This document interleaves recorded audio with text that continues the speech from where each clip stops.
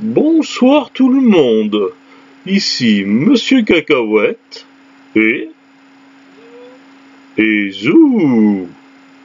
Ce soir, nous sommes jeudi 31 octobre 2024 et il est déjà 22h44. Dans ce nouvel épisode de Parlons DVD, oh, je faisais des voix, c'est bien. Je peux pas être imitateur de voix. Oh, bah si, j'ai imité une voix, mais je sais pas encore laquelle. Il faut d'abord que j'y réfléchisse. Bref, aujourd'hui, dans ce nouvel épisode de Parlons DVD, on a regardé un film édité pour Prism. Tiens, ça fait longtemps. Et oui, Prism Vision, fameux éditeur un peu chelou qui a édité plein de films de qualité plutôt discutable et parfois même les titres des films et les descriptions ne correspondent pas du tout au film qui est dedans. Bref, ce soir on a regardé un film édité par Prism Vision, mais avec un acteur connu, ce qui est ce film-là, Rebelle, avec Sylvester Stallone, quand il était plus jeune, pris au piège dans une traque incroyable. Incroyable, c'est presque un peu comme Voyage au pays de la nuit. Alors, de quoi parle ce film? Déjà, la première chose qui saute aux yeux, c'est la qualité du portage qui est tout pourri. Bon, le film est pas tout récent, certes, mais quand même, ils auraient pu faire un effort chez Prism. Ils abusent. Bon, alors certes, ils ne mettent pas de doublage au choix, français, anglais ou autre, c'est français ou rien du tout. Bon, pourquoi pas. Mais bon, déjà les bords qui sont coupés sur les côtés, du coup, ça coupe une partie de l'écran. Oui, les bords qui sont coupés à la fois aux horizontales, mais aussi aux verticales, comme s'ils se prenaient pour au-delà durée l'aventure continue. Nous maîtrisons les horizontales et les verticales. Bref, donc Prism qui fait son découpage à sa façon. Et en plus, au lieu de prendre un master ou du moins des bandes du film de qualité quand même assez correcte ou assez proche de ce qui avait pu se faire à l'époque, ils ont simplement pris une cassette VHS relativement abîmée et ils ont porté le film de la VHS au DVD. Ce qui donne un résultat très discutable quant à la qualité image et autres. Bref, ça c'est pour le côté technique, donc c'est du Prisme, c'est tout pourri. Ensuite, le film en lui-même prend dans un contexte à l'époque de la guerre du Vietnam. Tout le monde n'est pas forcément d'accord avec ce qui se passe. Il y a à droite et à gauche des manifestations. D'après ce que l'on comprend dans le film, l'action du film se situe un an après Woodstock.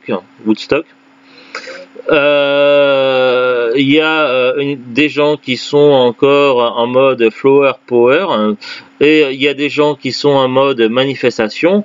Et il y a des gens qui en sont à des méthodes un peu plus extrémistes pour se faire comprendre, quitte à faire des sabotages, voire poser des bombes dans des endroits désertiques ou des immeubles fermés où il n'y a personne pour essayer de faire entendre leur voix.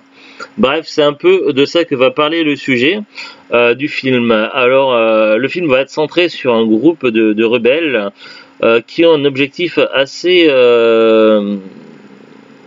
nébuleux, c'est-à-dire on n'est pas sûr pendant tout le film, même en suivant le film attentivement, on n'est pas sûr de comprendre exactement leur objectif. Apparemment, ils ne veulent pas faire de victimes, du moins chez les autres, mais par contre, ils sont prêts à prendre des risques eux-mêmes. C'est des gens qui, lorsqu'on les entend discuter entre eux, qui ont pour beaucoup souffert ou connu des moments difficiles.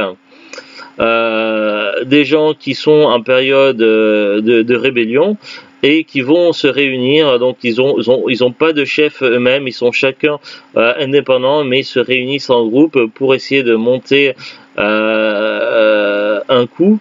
Et là, dans ce film, c'est un immeuble qui est visé en particulier. Il est question d'une affaire de contrat, mais là on comprend pas trop qu'est-ce que c'est que ces affaires de contrat. Bref, il y a des acteurs qui discutent, qui préparent des trucs. De temps en temps, on voit comme des morceaux de vidéos pris un peu sur le vif, comme des images d'archives, comme si ça faisait presque documentaire, pourquoi pas. Bref, il y a beaucoup de moments où on attend qu'il se passe quelque chose, mais en fait, il se passe pas grand-chose. Le film reste globalement très plat. Les personnages ne sont pas vraiment charismatiques, même Sylvester Stallone, on sent que c'est dans ses débuts et effectivement c'est dans ses tout premiers films, effectivement il n'a pas encore vraiment un aura qui se dégage. Bref, des acteurs qui se cherchent, une qualité de portage de film catastrophique, un scénario un peu confus. Bref, un rythme qui est assez plat, des acteurs qui sont pas charismatiques. Que dire de plus sur ce film? On a presque fait le tour du coup. Le temps passe. Bon, le film est pas très long, mais il donne l'air plus long quand même que la longueur lui-même qu'il fait. Et puis, à un moment donné, il y a des personnages qui meurent, et puis on voit Sylvester Stallone qui court avant le générique de fin, comme s'il se préparait à faire la pub Royal Canin. Pourquoi pas, il court. Ouais, il y a eu au moins 2 personnes de mort. Après, je sais bien que dans un moment donné, ils font référence à Hoover, ils font référence au FBI, à la CIA. Il y aura une taupe infiltrée dans le groupe. Et puis à un moment donné, il y a au moins 2 personnages qui vont mourir. Un personnage qui va mourir en se jetant dans le vide, et un autre personnage qui va mourir parce qu'il était là au mauvais moment et qu'il a confondu un cadeau de cadeau juste simplement avec une bombe et qui explose. Et puis voilà, le film se termine sur Sylvester Stallone qui est en mode Royal Canin, qui court dans la prairie, et puis voilà. Bref, super. Quand on voit l'affiche, on se dit ça a l'air terrible, ça a l'air extraordinaire. On s'attend à un super film d'action. Attendez, regardez-moi cette affiche. Sylvester Stallone, c'est un rebelle, il a des menottes.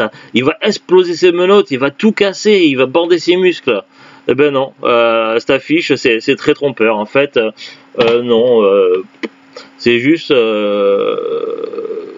un type qui est dans un groupe de types, de monsieur, de dames, qui veulent faire sauter un immeuble pour faire entendre une raison, pour une raison dont on ignore l'objectif réellement.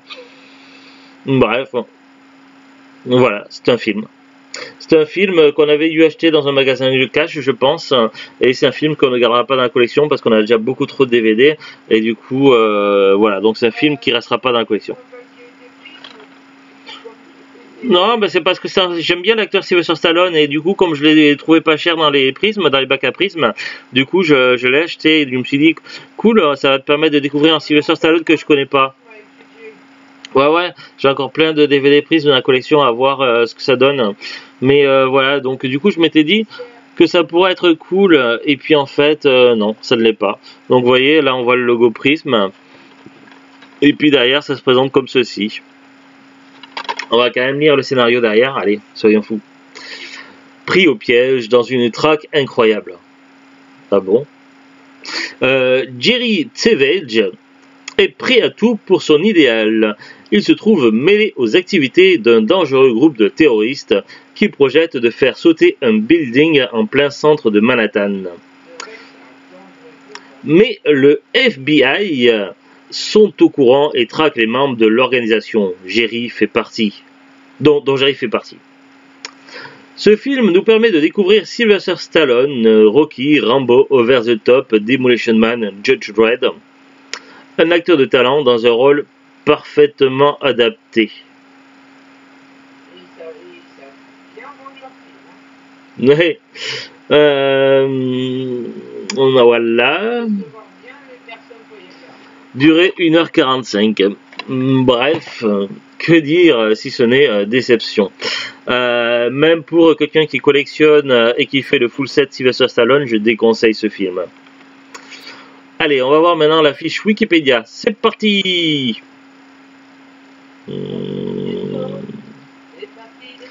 Allons-y, Diego. C'est parti, les amis.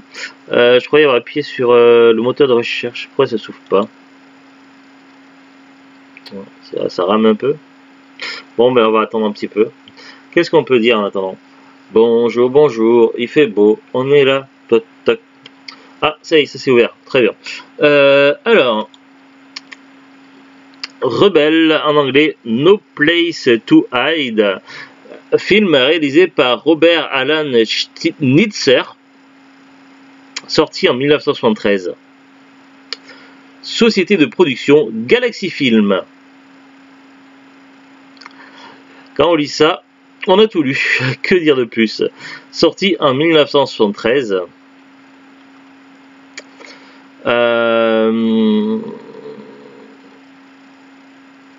Scénario par Larry Beinart, Louis Pastor et Robert Alan Schnitzer. Ok.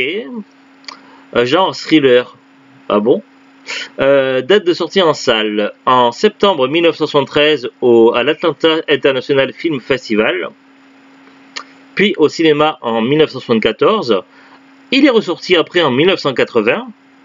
Il a été édité une première fois en 2004 en DVD. Et il a été réédité en DVD en 2010. Donc il y aurait au moins 2 éditions différentes DVD. Nous on n'en a trouvé qu'une. Casting: Sylvester Stallone, Anthony Page, Rebecca Grimes, Vicky Lancaster, Barbara Lee Govan, Dennis Tate, Roy White, Henry G. Sanders et Jed Mills. Anecdote: le film fut un échec cuisant à sa sortie. Tu m'étonnes.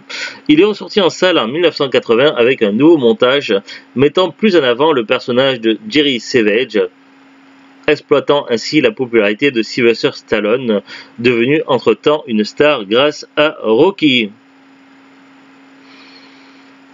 Ouais. Donc ils ont voulu utiliser la popularité de Sylvester Stallone pour essayer de survendre un film qui n'avait déjà pas de qualité réelle. Bref, ça ressemble à de la grosse fumisterie. Le DVD, donc nous on avait dû l'acheter dans le bac à 50 centimes, donc on l'a payé 50 centimes. J'ai regardé un peu les prix sur internet, ça fait peur. Ah, le bac à 15 centimes, je veux dire. Ouais. Autant pour moi. C'est vrai que dans le cas de notre ville, il y a des bacs à 15 centimes. Alors, sur Amazon, évidemment, le DVD n'est pas expédié et vendu par Amazon, mais par des particuliers ou des vendeurs pro.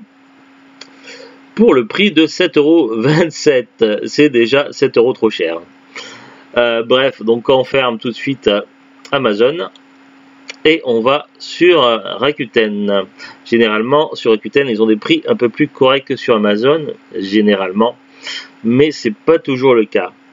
Là, pour le même film, l'édition apparemment la même, neuf à partir de 8,71 € et d'occasion à partir de 90 centimes, ce qui est encore des prix bien trop élevés. Donc voilà, pas grand chose de plus à en dire. Un film très décevant. Est-ce qu'on pourrait le mettre dans les plus mauvais films que l'on a vus? J'irai pas jusque là.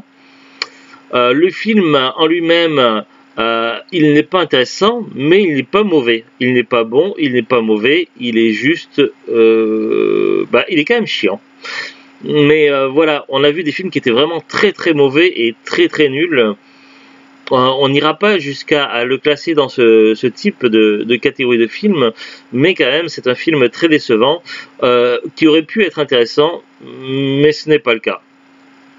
Bref, à éviter quand même. Je déconseille. Est-ce que tu as autre chose à rajouter là-dessus, Zou? Allez, à très bientôt tout le monde et bon week-end. Au revoir. Au revoir.